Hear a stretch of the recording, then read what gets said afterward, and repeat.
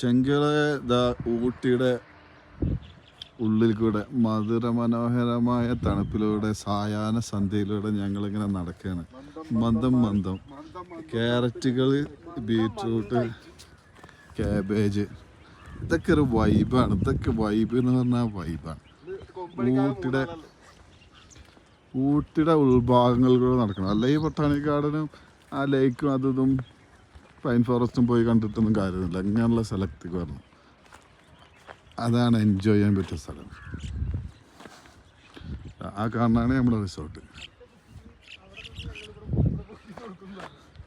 അപ്പോൾ ഇതാണ് ചെങ്കള നമ്മുടെ സ്ഥലം. നല്ല വൈബ് സ്ഥലം. ആഹാ, ഇപ്പം സമയം 5:30 വൈകുന്നേരം.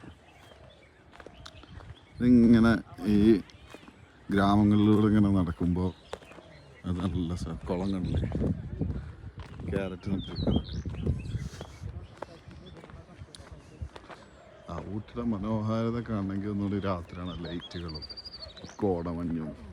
ഇപ്പം തന്നെ നല്ല തണുപ്പാണ്.